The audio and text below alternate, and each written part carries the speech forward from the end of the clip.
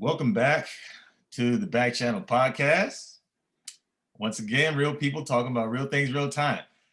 We have part 3 of the wonderful Senator Tonya P. Anderson is with us, Georgia Representative Senator from District 43. Am I correct? Absolutely. Excellent. And once again, ma'am, thank you for joining this humble podcast for the, for the have-nots. I appreciate you, taking your time out. Absolutely. I always enjoy coming on and sharing with you and your audience. This is a joy for me as well. Thank you. Like I was telling you earlier, you hit some people, obviously the panel included, to some things that were going on that we just didn't know. We always like to think that we know about politics, and we love to talk about stuff in the barbershop and wherever. But I mean, this is somebody in the know, and I mean, some of the things that I thought directly contradicted the stuff that you were saying. So I think the moral to the story is play your position. Play your position. So we're gonna get right down to it because I know you're a busy lady. Number one, we talked about last time, we congratulated you on your victory. Yes, thank you. Okay, you're welcome. But last week, I do believe it was, or was it this week? Monday. Monday, what happened on Monday? On Monday, I was sworn in again. I took another oath of office for 2 more years to serve the citizens of the state of Georgia and specifically Senate District 43. Congratulations. Clap, clap, clap, clap, clap, clap, clap, clap, clap. Oh, you had your mask on, so I was proud. I was watching. So staying safe. Actually, I had 2 masks on. So there was a mask on, then there was a pretty mask on top to, kind of complement my outfit. But right. don't, you're not two masks, cousin. Got 2 masks. Coordinate. Mushroom, rabbit getting old, baby. The rabbit getting old. Hey, so let's get down to it. Georgia. Yes. Somebody came on here. Somebody came on here and said that, I mean, confidently, and I'll be honest with you, when this person said that, I was like, yeah, they'll split. And so, but anyway, this person came on this this very podcast and confidently said that Georgia was going to basically save America. Yes, I did. Sweep. What do you know? What did you know that we now? I mean, you tell us now. What did you know then? I have over the years built relationships with people, and I know how you know someone. You know their work ethic. You know their drive, their passion, their character, and I knew what I was working with only because there had been ongoing communications. Okay. Not specific to the plan, but specific to the work. And the engagement of different organizations. And because I know there were people from South Georgia, well, as a matter of fact, the borderline of Florida, right there at Tallahassee and Jacksonville, who were going across the state line to knock on doors, register people to vote, to get all those things done to make these, not just November 3rd, but to make January 5th happen. But actually they had to work through December 5th because they had to continue to register people to vote in order to make January 5th happen. So I knew the work that was happening out there. I even had people calling me that I had never met before saying, hey, can you connect me? I'm in Florida. Can you connect me to someone in South Georgia? Because I want to just go over to across the state line and just help push and get it done. And so I knew the folks that they were connecting with were people that were going to make sure that they got done. I mean, I'm going to tell you because when you said that, and I thought about it, but just knowing you, I mean, there's no secret we know each other all our lives, basically. Right. And I knew, but just the confidence in which you said it. It's one thing to say. Often enough, you can hear people talking confidently, but that differs from being confident. That's right. And it can differ from being confident. And you were confident, and I was just like, what does she know? Because I mean, it's Georgia. I mean, Georgia, and I'm glad you said South Georgia, because I like to know how instrumental, because people only think, okay, Metro. Atlanta is one big, like, Atlanta's so big it encompasses all of Georgia. Clearly. And it's so funny. There's a running joke at the Capitol when we're in the chamber, and they say there's two Georgias. There's Metro, and then there's Georgia. There's the rest of Georgia. Yeah. So, but I also go ahead. No. Finish. No, but then now, because we have South Georgia, we have rural Georgia. Then they say, no, there's three Georgias. There's Metro, there's rural Georgia, and then there's Georgia. Because laws are more applicable in some areas than others. South Georgia has some of the swamps that linger over into North Florida. South Georgia has farms and all the agricultural amenities, I should call them, that come with being in a rural place. So there are certain laws that only affect South Georgia.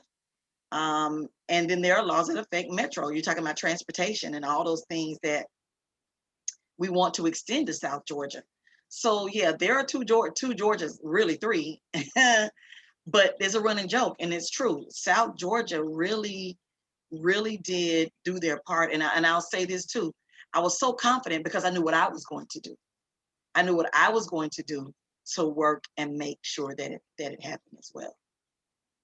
Yeah, so shout out to all those who, those within the state of Georgia and those in neighboring Florida that cross the state to go ahead and work that, because it's evident that, like, you guys put in work. Everybody was thinking, and actually I was kind of in that group as well until I just sat back and I was thinking about it, because I watched this podcast, rewatch it just to, reiterate. I watched it probably about a week before the elections, and then I started thinking about it, and I was like, they got to work South Georgia.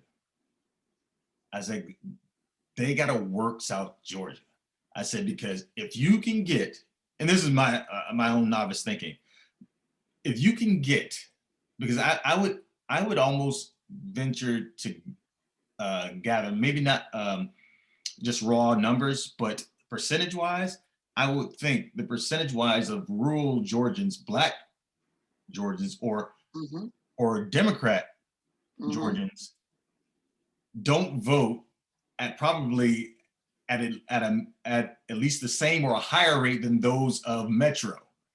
And at that point in time, I was like, I bet you if the keys to victory is to work, because it's one thing you can work Metro and win Georgia for the national, but in order to win the state, you have got to go find these votes that you didn't get years before. And I was like, they got to work South Georgia, and it's clear that's what happened, because I'm superstitious, and I shouldn't be, because you all know how we grow up. They say if you got God, you don't need to be superstitious. That's exactly right. You can't be both.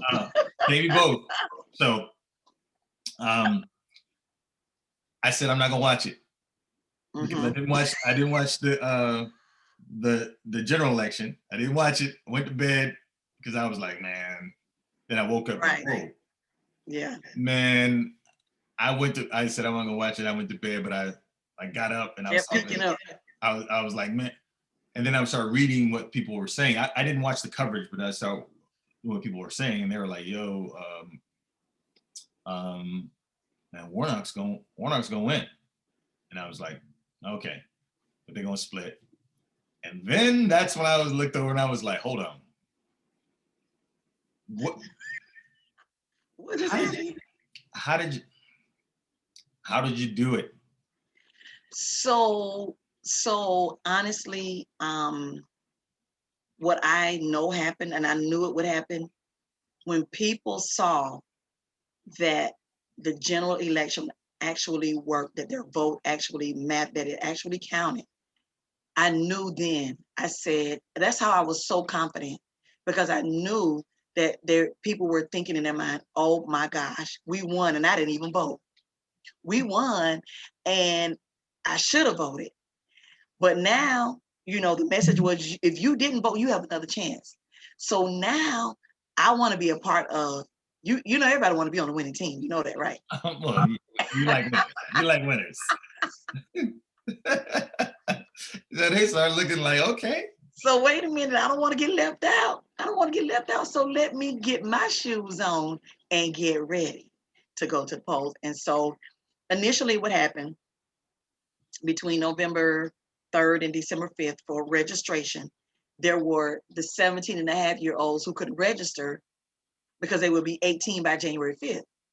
So that was the target. That was the first target. The second target was who didn't vote in the general, let's go after them. And it really wasn't a hard thing to do, because within a week or so, within the first few weeks, 52,000, maybe the first week, 52,000 people that didn't vote in November had already voted in the first week and a half, 7 to 10 days. So, and I may be giving more days than it actually happened, but within the first 7 to 10 days, 52,000, 53,000 people voted in the runoff that didn't vote in the general. So I'm looking at the news and I'm thinking, okay, so the lines aren't long. This may be a good sign, it may be a bad sign. If the lines aren't long, the good sign, and the good sign is that the machines are working, they have enough people at the polls. The not so good sign would be we're not showing up.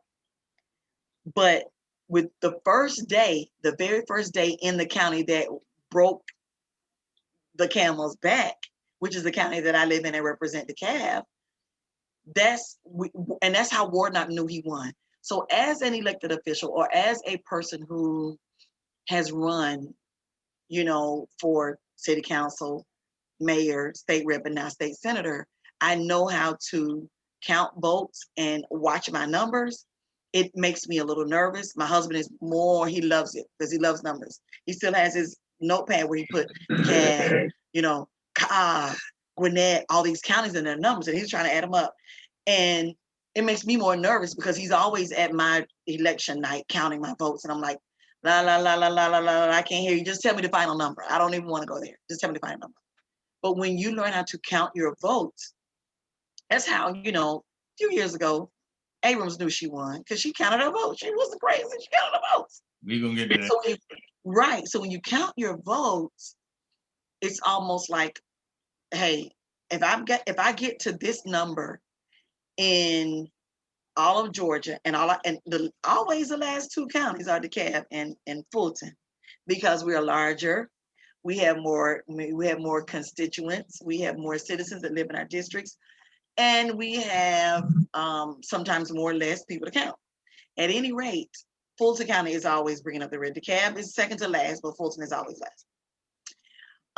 It's much larger, and they have more precincts and more counties, and so more cities.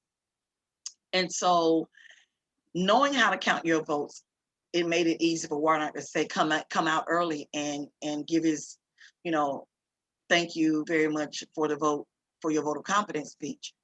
And a couple of folks were like, Facebook and text, and my husband said, is it too early? I was like, no, it's not too early.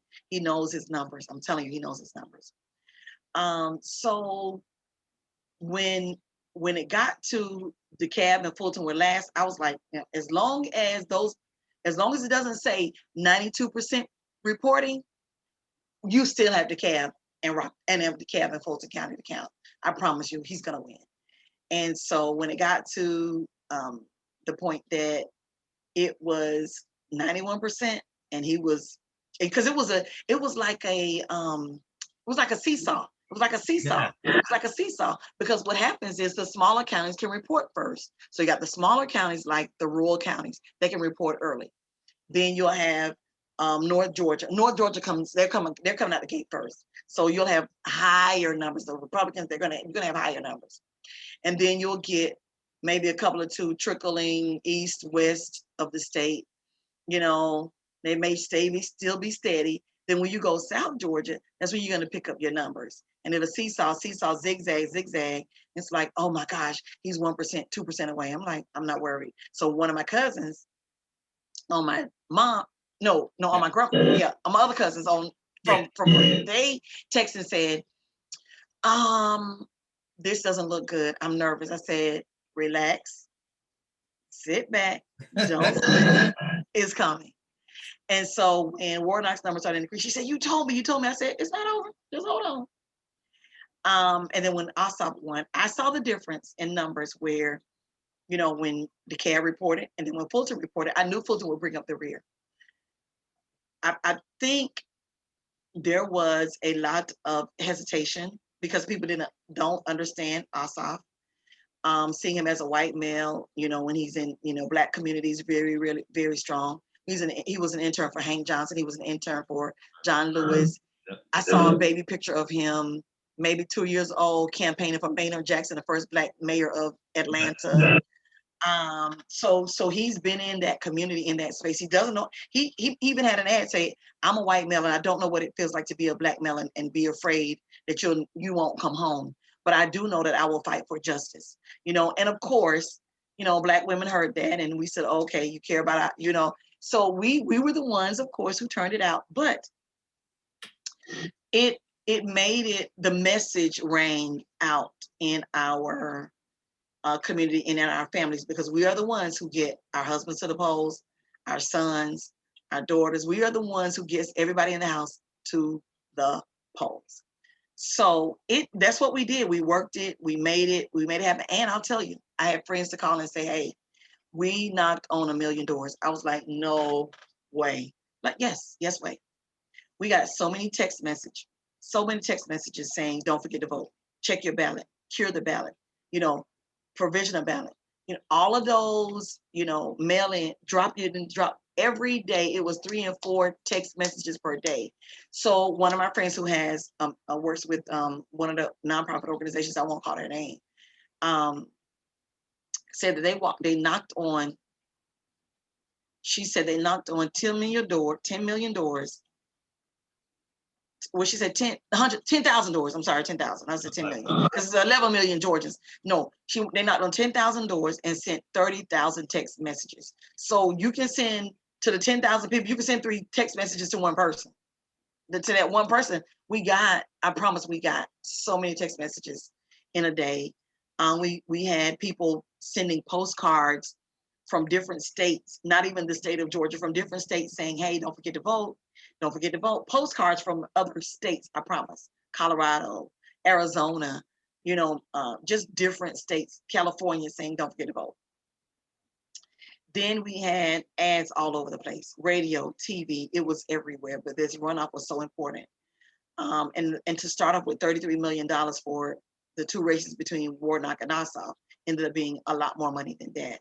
But people were intentional about coming and making sure that Georgia we finished what we started, just to make sure we finished what we started. And then the day before election, Uncle Joe came to town and gave us one last pep talk. And it worked. It was just a phenomenal outcome. And of course, I texted my sweet girlfriend, Stacy Abrams, and I said, great job, Queen. You did your thing. And there are other organizations who were there, but they tried for years and didn't get that result. So you have to give, hey, as we say, give people their flowers while they live. It was just a phenomenal outcome. It's just absolutely. And so I see Georgia trending in a direction that says, get ready, we're coming, 2 more years. That's all you have. The sad part about it is we're going into a new session where things happen, and it's going to happen with reapportionment, redistricting. We got to fight the gerrymandering that will try to surface, and that's in all 50 states. So, it's interesting that you brought up Stacey Abrams, because I was thinking, if what was it, 2018 would have been on, it would have been on the up and up, this kind of would have already happened. It would have happened. Yes. But I find the irony in it, because I'm sure you've heard, or at least heard of, the tape that current President Trump with the Secretary of State for Georgia. Oh, yeah. And then he made the comment that he said, "Man, she fooled you guys, man. She guys made you really look bad." But that kind of resonated with me, because I was laughing. I was like, well, actually, if the last election would have been on the up and up, this would have happened. This would have happened already. And the funny thing is, and you wouldn't be there. 800,000 votes. Wasn't it 800,000? Am I wrong in that? Yeah. Well, yeah. He the difference in the votes. No, with the people they dropped from the rolls. Correct. Yes. So it just kept happening. 300, 200, just so many different times, and people are looking at, how can we do what you did in Georgia? Well, all of this free and fair elections came about because at least 5 lawsuits were filed in order to say, for the judge to say, put those people back on the roll because you didn't notify them. You didn't follow the process. So there were so many layers and so many lawsuits that the Secretary of State's response to the president was, Mr. President, there have been several lawsuits trying to explain to him that I'm not going to be held in contempt of court. And that's a nice way to put it. But yeah, this came about because of several lawsuits. This was not an easy feat, nor, was it something that would not have happened without the lawsuits. So he did not understand that, this is not something that we can know. The inside of the machine wasn't taken out. It was almost like he was telling everything that happened that he knew somehow. Somehow he knew how this has happened before. This has happened before, and this is how it happened. Remember, can't you just do this? Well, can't you just do that? Well, can't you not cut the numbers in half and then half again and half again? You should be able to cut the numbers. So all of the suggestions were, interestingly, a way to investigate, actually, did that happen? Could that happen? And when did it happen? But at the end of the day, he was so desperate just to say, give me numbers. But you still won't win. Even if you got those 16 electoral votes from Georgia, you are so far away from the 270 that you need. So, and then the other question came, why are you only pressuring Georgia's governor? You're not asking Alaska, you're not asking Michigan, you're not asking, well, he didn't want to ask Michigan, but you're not asking Florida, you're not asking Florida, you're not asking, Nebraska, you're not asking those states to just flip it, turn it back, or just make, and I'm just throwing out states. I'm not talking about the states that were blue, but you're not asking, wasn't asking Michigan, and he wasn't asking Pennsylvania. You were only asking Georgia. He was only asking Georgia. Why is that? And that's the question that has been ringing and resonating with people, because it's now looking and smelling fishy. As they used to say, something in the milk ain't clean. Not isn't, but ain't clean. Well, I think he knew. Well, I mean, there were options and alternatives, and so there were suggestions made in that conversation. However, at the end of the day, the Secretary of State came back with a, sir, your data's wrong, sir. Your numbers are wrong, sir. There have been lawsuits, and sir, we can't do that. So you know, it just became evident that something else was going on, that, you know, he suggested so much. I'll just leave this topic here and say one last thing. I just find it very interesting that he knew to tape that conversation. Yes, sir. Yes, sir. And turn it over to the media.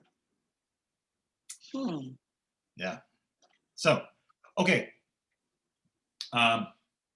Real quick, because the next couple of are, oof. So what now? What now for Georgia? What now for Georgia? We're already campaigning for 2022. Reverend Warnock has to run again in 2022. Okay. Because that seat was an unexpired term, and Loeffler was an appointment. And so he'll complete the next 2 years of that term, and he'll have to run again for another 6 years. The great thing about it is we'll all be running again in 2 years. The governor and all constitutional officers of the state, which is Secretary of State, all the commissioners, all state legislators, and all federal U.S. reps. So the interesting thing will be, it will be a huge turnout because of who will run for governor and who will run for Secretary of State and who will run for Attorney General. And I'm going to hold it there. So Reverend Warnock will be fine. He'll be just fine. And because the system works, more people are going to register, more people, because we're winning. Got to be on a winning team. So we'll be fine. Okay. You mean, well, good luck to the radical liberal Raphael Warnock. The robot press the button, record. What did the recording say? What was it? The radical liberal Raphael Warnock. You know how important that was. I'm up in Alaska watching it. You know, I'm up in Alaska. And I want to say this before we go into the next one. How you guys now, the next presidential debate or whatever, whether it's the DNC or the RNC primaries and all that good stuff, they need to let Georgia set it up. Mm-hmm. I liked how the moderators were. Yeah. And then you had people from your local papers, excuse me, your local media outlets asking questions, and you could tell who was for who. But I mean, that's fine. That's right. But okay, that's fair enough. But it was controlled, and then the moderators, you know, when the robot tried to deflect, he was like, "Oh, time out, hold up." That's right. Answer this. Yes, and then, that's right. Then she gave a little baloney answer again, and then trying to go, and he stopped. He's like, "But again, you didn't answer this." That's right. So that's right.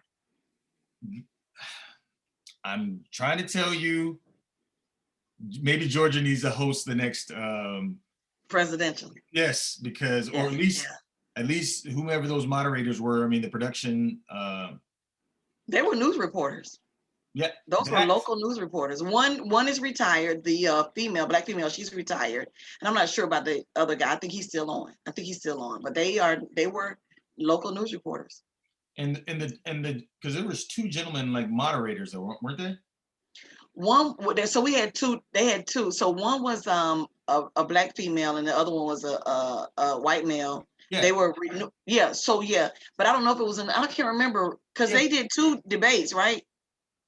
Or was it just that one? You're talking about the last one? It was just that one. Yeah, I was saying just that last one because there were two. Okay, aside from the reporters, there was one guy, there's one gentleman that was behind, that was at the desk. He was the lead moderator, but then there was another gentleman standing up that kind of. I don't remember which one he was. I can't remember if he was or not. But they did excellent. Yeah, and to the point where at the end of it, when I watched it, it was like, you know, this is on Fox, whatever. And I was like, what? I was like, hold on, that what happened? Yeah, it was Fox 5. It was a local Fox channel. I was like, okay. I was like, ooh. Yeah, local Fox channel, and I'm sure the main Fox or the headquarters Fox was probably surprised, but the local Fox channel that's where it was. And I don't do Fox, but I did it that night. Yeah, I was like, oh, they really trying to get you up out of here, Loeffler, because they like this is fair. I was like, this is fair. Like beyond fair. So I think what happened, one of the ads, so it was so well planned and well thought out and methodical on Reverend Warnock's part. He revved up. That was his last slogan, rev up. Mm-hmm. He revved up. And he had and for every attack ad, he had a positive. He had something just so, in your living room, on your sofa, talking to you kind of conversation, a commercial or whatever you want to call it, an ad. He's walking his dog. I was like, oh. Yeah. And so he just had a positive message. And then he had commercials where there were folks from the other party who said, "Hey, I have been a lifelong Republican. I am not voting for her." But then you had the ad where she and it depicted and portrayed she and Perdue living this lavish lifestyle of, they have 6 mansions and their salary is more than the average person makes in a year. What they make in a month is more than you make in a year. Is what they make in a month. Yeah, it's more than what you make in a year. And they had like a wedding invitation, and it said they're hoping that you don't vote so they can continue to live their lifestyle. So it was a two wine glasses toasting, and that, when I say that was the most impactful, ad, that people will never forget what that made them feel like. It made you feel like, okay, they're living a lifestyle. They have housekeepers, they have, butlers, and, they have all of that. And the ad, it rolled out like that. And there was just no way that, DeKalb, if no other part of Georgia was gonna stand for that. So yeah, he just had such a methodical response. Every time she did something, it was just so on point. Okay. So we're gonna go ahead and get to this part. So January 6th. My. There was a gathering at the Capitol building. They were doing something that happens every 4 years around that time, after a general election. Mm-hmm. Whether it's the incumbent wins or there's a newly elected commander-in-chief. Mm-hmm. So they get together and they basically endorse or basically certify the electoral votes from each state. Mm-hmm. So there was a gathering. And so there were some people who weren't very happy about what happened on November 3rd. And how could I put this? There's some idiots that showed up and started doing some idiotic things. And I was at work when all this was going on, and I basically, once I got wind of it was happening, and this is probably not going to sound well to everybody, that, especially in light of what happened, I giggled. Especially what happened? I start giggling. When I saw, I was like, and somebody made the point to me. They say, "So you know the wildest thing about this?" I'm like, "What?" These people use their annual leave to go out here and act a fool. These people took off work. They use their own PTO to go out there. Yeah. Go out there and get put on the no-fly list. Right. So, sedition. And go to jail. Yeah. You got a special invitation. So to get locked up. What is going on? So, cousin. Oh, come on. I'm really trying to be diplomatic on your program. Well, It's fine. You can say what you want to because you are newly elected. You can say what you want. And even if you weren't, I got you. So On your show, I am so trying to be. Woo, woo, woo. So what's going on is millions of people raise their voice at the polls. Millions of people, trillions, billions rather, because millions were in Georgia, said we want change and this is how we're going to get it. What has happened for so long is that, and I mentioned this on a show or two, 2 shows ago, possibly 2 shows ago, how we were receiving emails from people who said, you know, that this election can't be right. This was a steal. Stop the steal. This was fraud. You know, our emails are like 3,000 at least between November 3rd and now. Stop the steal. This can't be right. You know, do your job and give us a fair election. So we've been getting those kinds of emails, and they're coming from people that are not just from Georgia, but from everywhere, saying, you know, they are in disbelief. They cannot believe that they are not in control. When it comes to privilege, we received an email from a woman, a lady who said, we govern, we are not governed, we govern. We are not governed, we govern. We are not governed, we govern. Which is a privilege to me for you to feel that way. It feels to me that there's some certain privilege that you think that you're afforded or have been afforded, and now it is not happening, and it didn't turn out that way. You are feeling now, the emails are coming, my vote matters. My voice was stolen. My vote was taken away from me. Really? Because you didn't win? So when we are disenfranchised, there shouldn't be a problem. It shouldn't be an issue. Because you're feeling disenfranchised, then it's a problem. So that is one thing that's happening. 2, because, you know, you think the electoral process didn't work, this time it worked when you won. It worked when, 4 years ago in 2018 when you won, but it doesn't work now. So it's the same electoral process that elected you. I just feel like it is just, you know what I'm saying? It's just a matter of people not understanding. I'm sorry, my chair is doing something crazy. People not understanding that if this had not, it's just that they are not happy with the end result. That's it. Bottom line, I'm not happy with the end result. This is my country. You're not going to take away. You're not going to govern me. I'm going to be, you know what I'm saying? That kind of, I'm sorry, my chair is doing something crazy.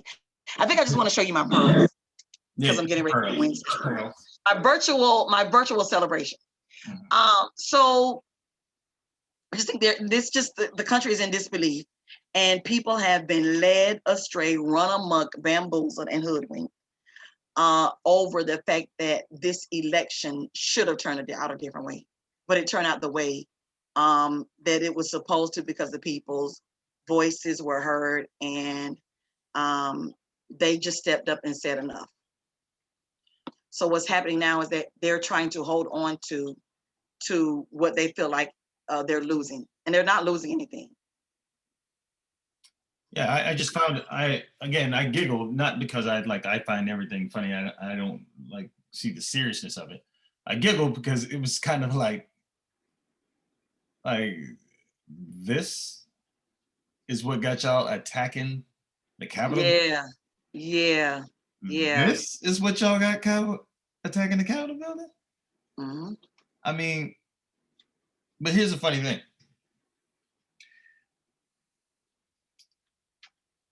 COVID's a hoax, right? Mm-hmm. You notice how many people were doing that stuff? I saw something, and they were saying it was a hoax, but a lot of them were wearing masks, right? Mm-hmm. But then I saw something that said the irony of it is if they would have worn their mask, they probably would have got away with it. Maybe. Yeah, but I mean, now that I know that to be false now because of all of the cell phone triangulation and technology that they have in those areas. I mean, it may not happen. It may not happen now. It may not happen next week. It may not happen in a month, but it's gonna happen. If That's you right. were there, it's gonna happen.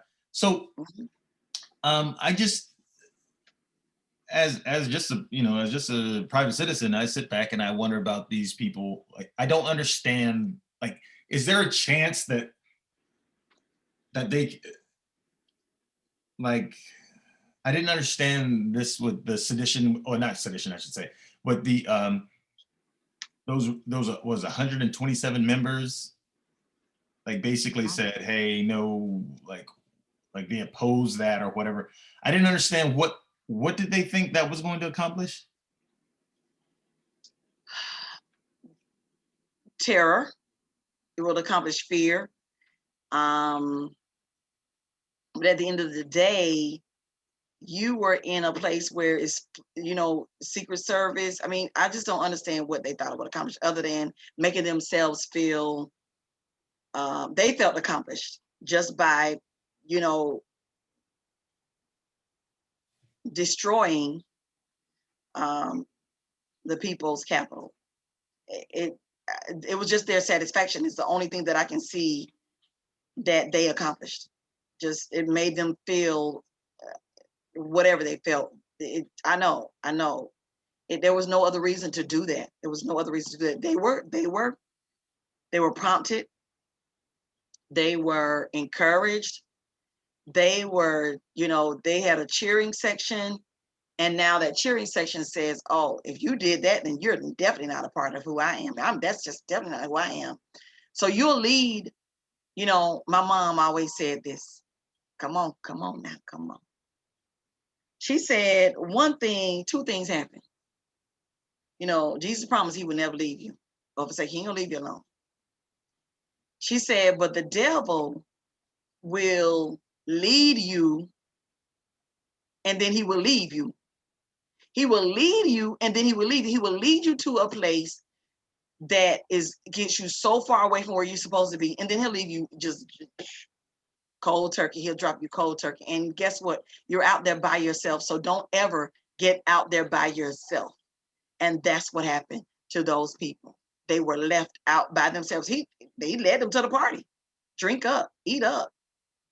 And then, now you're lawless and you're on your own. So I just think the satisfaction was them, accomplishment was them getting the satisfaction of saying, I'm mad.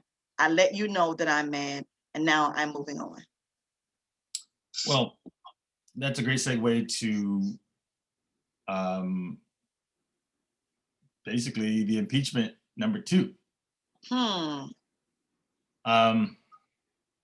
what I understand, if you're impeached twice, you aren't allowed to hold office again, or you're not allowed to hold office again.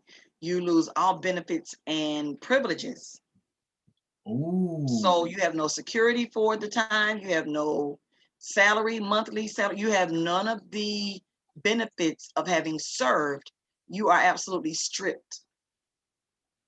And so that's why the impeachment No.2 is happening. Because you cannot even say that you are honorable anymore.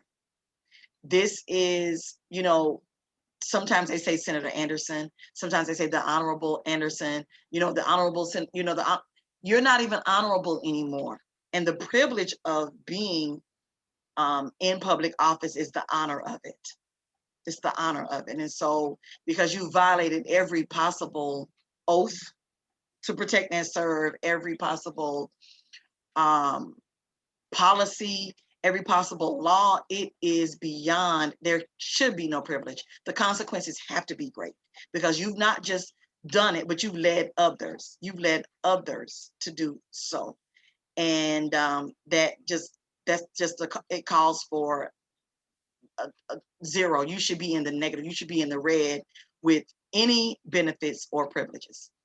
Wow. Okay. So no travel, no security, no pay, no benefits, no medical, zero. And Zero. And that is just to be, once they, whether you're actually removed from office or not, just to go back to the impeachment hearings says that. I mean, that's what, and I was reading somewhere, man, they get like $2.5 million budget, like to mailing stuff. Mm-hmm. I was like, 2.5 million? What are y'all mailing? Cars? Yes, cards, Christmas cards. Cars, like vehicles. Okay, CAR. 2.5 million? What kind of postage? What are you doing? Man, I saw it. I was reading that. I was like, 2.5 million. Okay, that's wasted. That's wasted. Yeah, that's what we call, what you guys still call fraud, waste, and abuse. That's abuse. Yes. Waste. That's waste and abuse. Yes. Yes, that's 100%. It's not fraud, but it's waste and abuse. Most definitely. And man, okay, so that's what I mean. I'm glad to know that, just to see the importance of that, because I hear some mixed messages. So it makes sense why they were super reluctant to do that. And then I love the call for healing. The nation needs to heal. And my question to that was, to anybody who says that, is, well, what happened that we need to heal from? Surely you're not talking about just what happened this one day. Wasn't 9/11. So my question is, what happened that you're saying the nation needs to heal from? Because I mean, this was one day. So what do we need to heal from? I thought that was telling, that that these calls for one side of the house, they're having these calls for healing. And so you know what? Because you kind of already answered it, but I'll ask it again, just so I can get you kind of on the record. Sure. Georgia flip blue. Yes.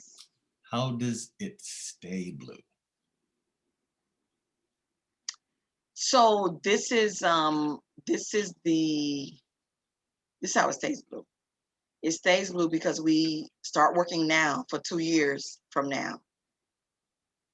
And then those 2 years from now, you just can't stop working. You cannot, it cannot. And it's blue federally, but on the state level, it's still red. Oh, most definitely. So we have to still work at, just keep doing what we're doing. Engage young people, get everybody, just the process, the education of it, keeping people engaged is going to take that over the next 2 years. And I think I know educating people will be one of the main things that we have to do. So I didn't tell you this, and maybe you saw it on Facebook, but I am now the president or the chairwoman of the Georgia Legislative Black Caucus. We talked about that before, but what that means is we have the largest Black caucus, which means Black state reps and Black state senators. It's almost 70 of us, 70. And it's because we represent a large Black population. We advocate and fight for those issues and introduce policy around issues that concern Black and brown people. Pretty much all of Georgia, the least, the lost, the left out, and looked over. We are that group. But one of the things that we're doing is we did a caravan, pretty much a town hall around the state about the census. Then we did one about voters and registration. Now we're getting ready to do one about redistricting and reapportionment, so that people will understand what the process means and how it affects them. But we keep Georgia blue because we engage the community. You have to let people know that we're not just waiting on your vote. We want you to be an informed voter. We want you to be educated, and we want you to be engaged. So it's going to take that. It's going to take all of the organizations working together. We even had people, again, I said organization outside of the state who, sent money to say, hey, this is for cause. This is for people who will knock on doors. This is for people who will wave signs. So it's going to take, just keeping the community engaged and educated to keep Georgia blue. All right. Strong work, man. Strong work. Hey, so I can sit up here and talk to you forever and ever, but I made a promise to you he's gonna get you out of here at a decent time. And no, we used to late nights. We grew up with late nights. We grew up late nights. We grew up late nights, and we'll just sleepy and crying, don't want to go to sleep, but we'll still be trying to hold our eyes open. And late nights were always for game night, and after we ate dinner and cleaned the kitchen, then here it is. Let's play about 5 rounds of Uno and 25 rounds of Taboo. And remember Pit? Oh my gosh, that was the game. That was it. Oh my goodness! I need to go on to Amazon and see if I can find it. Oh, and for those who never played the game Pit, I'm trying to tell you, it was really good. Not in our family, because our family, I mean, obviously, jokingly, not in life, but as a game, we will cheat. Like that's if there is a way, we'll bend a card, we'll slide it over, we'll hold it back until the next deal. But yeah, we're gonna win. So with Pit, you have to try to guess if the person that you're trying to deal with is giving you bad cards or not, and it's a guess. And so it's funny because in our family, we over here like, I need three, and depending on who the person that need 3, you're like, nah, I'm not trusting him or her. Nah. But yeah, I mean, but again, ma'am, congratulations on your victory. You're swearing and taking your oath of office, going back in. Thank you. And Thank you. I cannot thank you enough for everyone who is outside of Georgia for the work that you and your colleagues and those who and also to the people at the grassroots level, man, that banged on those doors, that beat feet, and that I mean, that is what like everybody will tell you what America is, but that is probably the most American thing on earth. People with little to no resources, maximizing those without stepping on those to get what they need. Oh, come on now. That's a whole message. That's a whole word. Woo. Yeah. Yes. I am again from those from the outside looking in. I've talked to plenty of people, man, and I try to tell you, man, Georgia, man, we save the world. You said it. You said it before, and I was like, oh, I love my cuz, but no, that's a little tight. It's tight. It was tight, but it was right. I was so glad, right? Because I was like, man, I can't have on. Everybody was sitting on the edge of their seat watching the TV. We were too. I mean, I'm not gonna lie. Yeah, I was like, I can't have on a podcast if they lose. She doesn't get to come back. She doesn't get to come back. I'll just say something happened. She's out. Because what am I going to ask her? What am I going to ask you? I'm like, hey. And what happened? Then it would have been a different, Mm-hmm. Yeah, I wouldn't have been professional. Yeah, and then I got to see you at the reunion. You talking about, really? Really? Anyway, hey, again, thank you. And you're welcome. We appreciate the work you're doing out there, and I cannot wait to see you. Hopefully, I know. Hopefully. So, all right. Again, I did see my auntie and my cousin at Christmas. So. Oh yeah. That's right. You did. They did tell me. They did tell me. So. Yeah. Then apparently, I guess Tony showed up too. Yep, he did. Yeah. He did. Okay, so good on. But I see him every week, so it's all right. I know, right? All right. This is the Back Channel Podcast. Oh, excuse me, ma'am. Say your piece before we go. Is there anything you'd like to say? No, just thank you so much for having me. I'm always honored, and I am so super excited about what is getting ready to happen in these United States. The world will be impacted like never before, and it's going to be a ripple effect. It's going to happen. It may be a one bite at a time elephant, but we're going to get there. And so I thank you for always having me, and thank you for always supporting me and for loving me. And I am here for you and your listeners. We will have some more fun coming soon, but as soon as August, we're going to do the reapportionment. So I don't want to wait that long, but just keep that in mind. Roger. That we'll be building up to that, and that includes school districts. It includes every house, state house, and it includes the federal. So it includes a lot of redistricting, a lot of maps that happens in this time. So, but I won't wait until then to come back. All right. Roger that. Just one last thing. Make sure on the 20th, I don't know where you're going to be on January 20th, but you be safe. I will. I will. About, like, it's supposed to go down in every state capital or whatever. So yeah, no, we are in budget week next week, so that gives us a little break. But folks who are on appropriations, they have to attend, and I can watch it virtual. So we trust me. SWAT, the guard, everybody they're all there every day. They've been there every day this week for us, and my office is in the Capitol now. And so I'm like, maybe I should have stayed across the street. But no, they are super armed, and I feel safe. I feel safe. So, good. So I'll be good. I'll be good. All right. That makes sense. Thank you. All right. So this is a Back Channel Podcast. Real people talking about real things, real time. And for the great, the lovely Senator Tonya P. Anderson, you're out. Bye. Bye. And Happy New Year.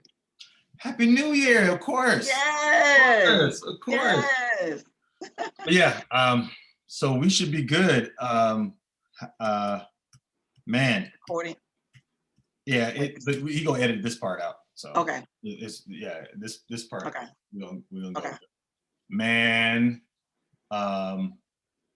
Let's see, we're going to